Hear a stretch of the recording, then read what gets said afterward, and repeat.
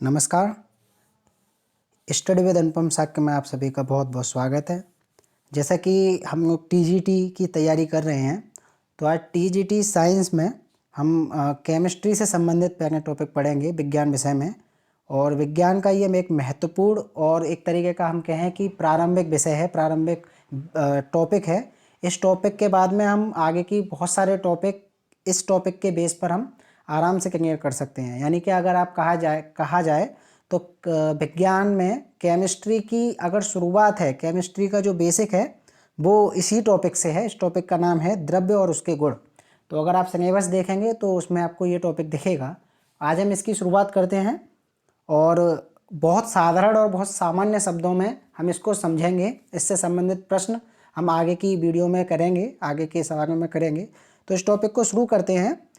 तो ये जो टॉपिक है स्टडी विद अनुपम साक्य के माध्यम से आप सबके सामने है। मेरा नाम है अनुभव और मैं वीडियो शुरू करता हूँ। तो सबसे पहले जब हम द्रव्य की बात करते हैं तो द्रव्य के लिए हमें एक चीज़ ध्यान देनी पड़ेगी कि द्रव्य और पदार्थ ये दोनों एक ही चीज़ होती हैं। इस बात को आप समझ लीजिए। द्रव्य और पदार्थ जो है वो एक ही चीज़ है, द्रव्य और पदार्थ। आप जैसा कि देख रहे हैं द्रव्य और पदार्थ, द्रव्य अंग्रेजी में इसको मैटर कहते हैं। अब आपने प्रारंभिक कक्षाओं में यानी कि शुरुआत में ही, जैसे कि 6, 7, 8 में ही द्रव्य और पदार्थ के बारे में पढ़ा होगा। द्रव्य शब्द का प्रयोग नहीं किया होगा तो पदार्थ शब्द का प्रयोग किया जाएगा, क्योंकि सामान्य रूप से पदार्थ शब्द का प्रयोग अधिकतर किया जाता है। और एक तरीके का ये एक ऐसा विषय और एक ऐसा टॉपिक है जिससे कोई अछूता नहीं है। तो सबसे पहले हम जानते हैं कि द्रव्य या पदार्थ किसे कहते हैं। तो द्रव्य और पदार्थ की अगर हम बात करें तो पदार्थ जो है वही द्रव्य है, और सृष्टि में पाई जाने वाली, दुनिया में पाई जाने वाली हर एक चीज़ जो कोई ना कोई स्थान घेरती हो और जिसमें कोई ना कोई भार हो। कहने का अभिप्राय इतना है, हर एक चीज़ में थोड़ा बहुत स्थान घेरे और क्या हो, वजन हो। यानी कि जो कहीं भी थोड़ी सी जगह भी है और उसमें थोड़ा सा वेट भी हो, वो सारी की सारी चीज़ें पदार्थ या द्रव्य कहलाती हैं।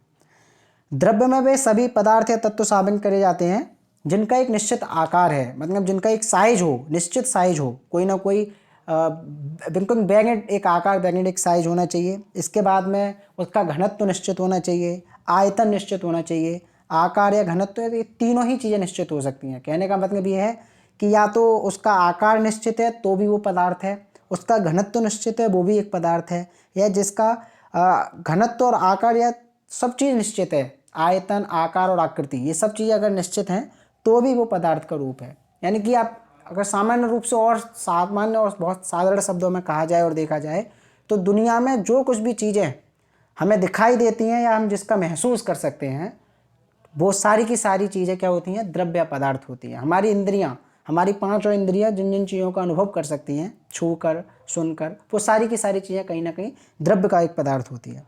तो हम बात करते हैं द्रव्य के प्रकार, स्टेट, द्रव्य की अवस्थाएं कौन कौन सी होती हैं।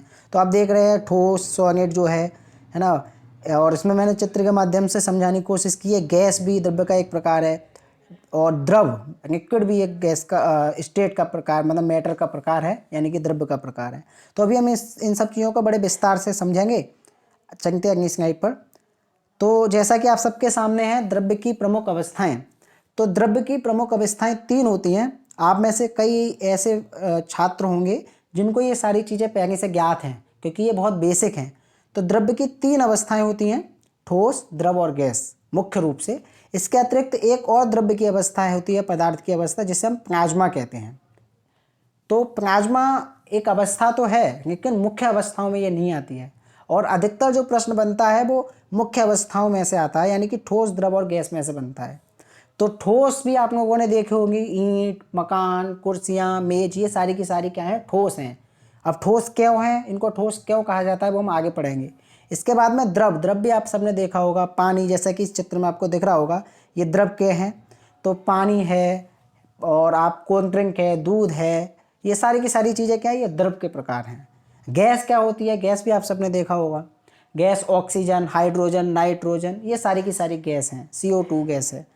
तो गैस के लिए एक गैस बहुत इंपॉर्टेंट है, LPG, जिसे आप लोग अक्सर सुनते होंगे, LPG गैस। इसका नाम होता है लिक्विड पेट्रोलियम गैस। हालांकि जब ये हमारे घर पर प्रयोगों में प्रयोग की जाती है तो हमारे घर पर ये जिस फॉर्म में आती है वो लिक्विड होता है, और जब इसको हम यूज करते हैं यानी कि जब इससे खाना बनाते हैं या इसको जब जगाया जाता है उस समय ये गैस अवस्था में बदल जाती है। तो ये प्रश्न बनता है। इसके बाद में हम आगे बात करते हैं।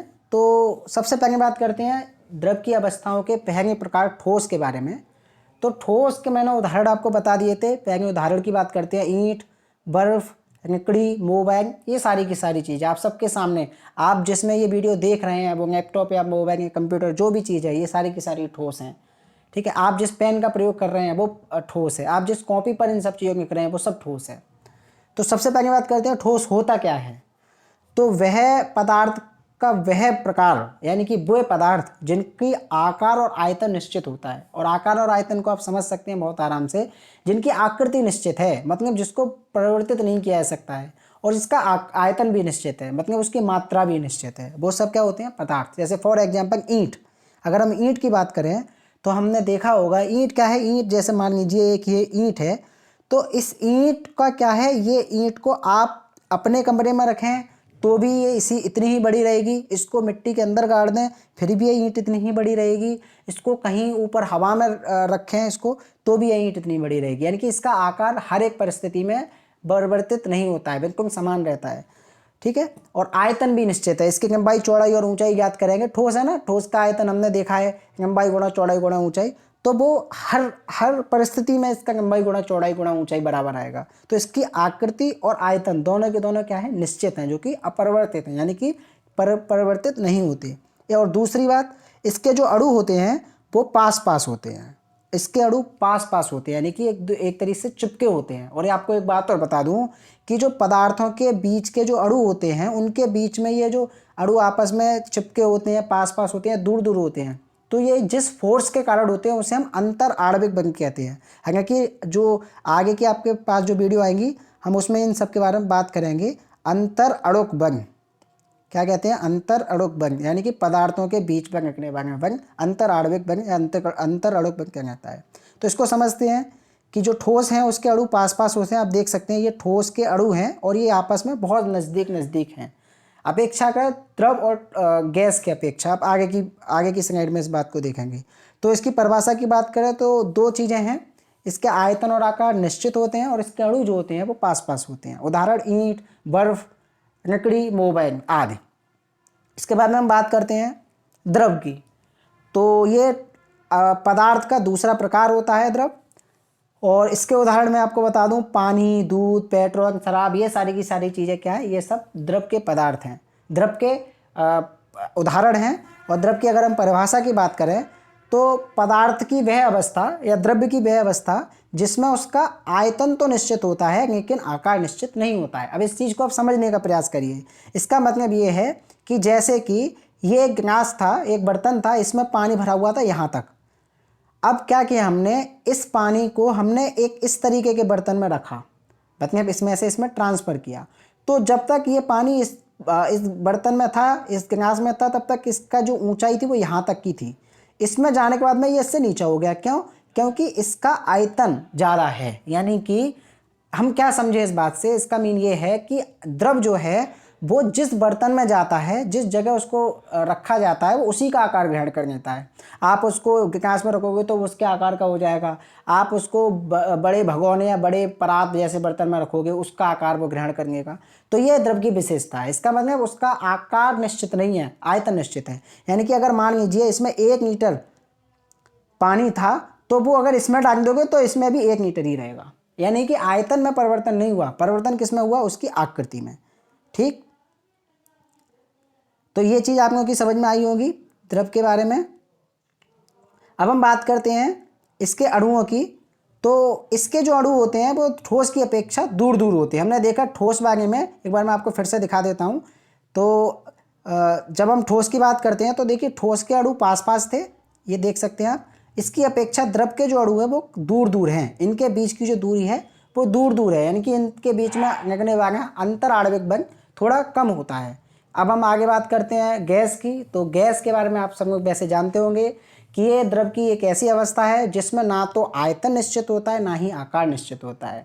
यानी कि आप इसको जिस बर्तन में रखोगे उसके ही आकार का हो जाता है और उसी का आयतन ये ग्रहण कर लेता है। यानी कि ज़रूरी नहीं है कि किसी गैस का आयतन अगर हम एक जगह रखें तो उतना ही हो जितना दूसरी जगह रखने पर हो जाए।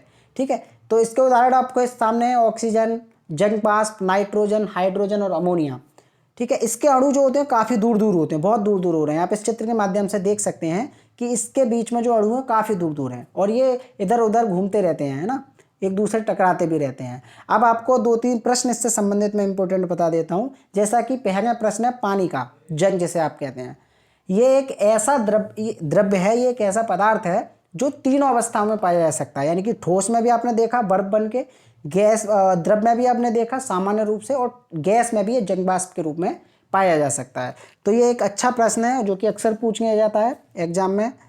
तो ये था आज का इम्पोर्टेंट टॉपिक, जिससे हम लोगों ने समझा ठोस, द्रव और गैस के बारे में, द्रव्य की अवस्थाओं के बारे में। आप सबकी समझ में आएगा ऐसा उम्मीद है, और आप ऐसे ही हमारे साथ जुड़े रहिए। हम और भी अच्छी अच्छी वीडियो आप सबके सामने विज्ञान विषय की, गणित विषय की निकल आते रहेंगे। तब तक के लिए धन्यवाद।